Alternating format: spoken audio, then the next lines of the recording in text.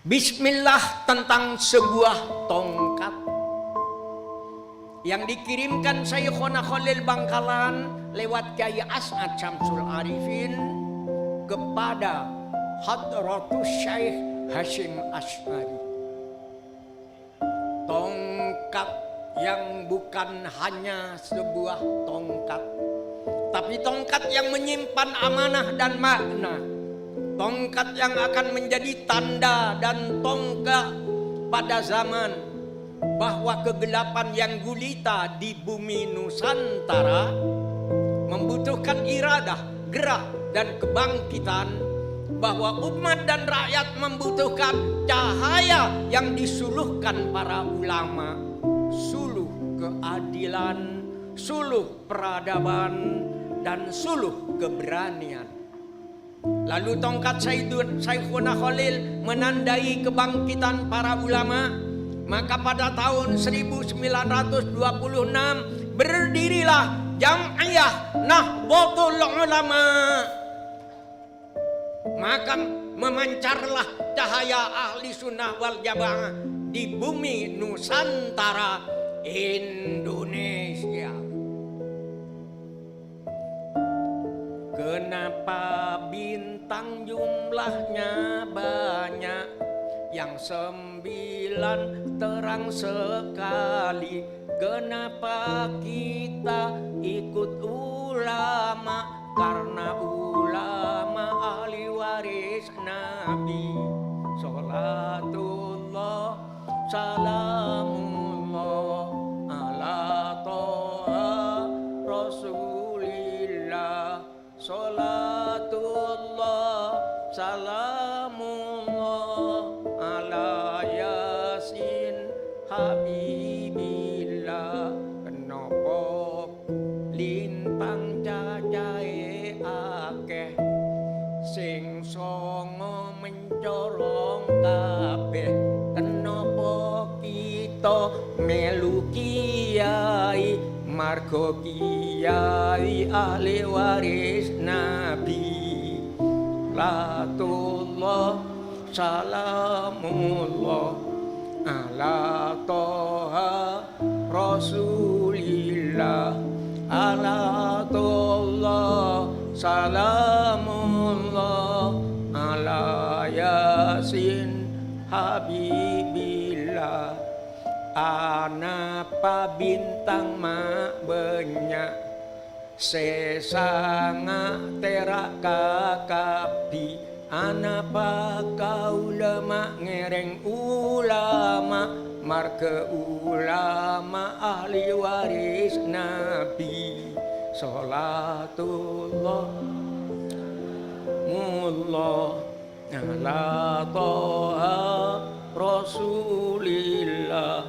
Salatullah salamullah ala Yasin Habibillah. Kegelapan di alam penjajahan disingkirkan dengan doa dan ketakwaan. Catatlah dengan tinta madu sari cempaka, setelah Bung Karno memproklamasikan kemerdekaan 17 Agustus 1945, Belanda datang lagi untuk menjajah dan mengkocar-kacirkan perjuangan kemerdekaan. Tongkat Syekhona Khalil tegak kembali menjelma fatwa resolusi jihad yang dicanangkan oleh Hadratus Syekh Kyai Haji Hasyim Asy'ari, bahwa angkat senjata mengusir penjajah adalah wajib hukumnya.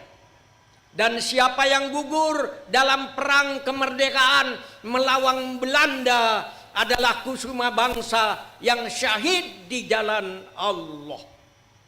Maka ketika Belanda menyerang lagi Surabaya, kaum santri, tentara, para buruh, tukang becak, penjual sate, petani, dan lain-lain, semua menyerbu ke medan perang untuk mengusir penjajah si angkara murka.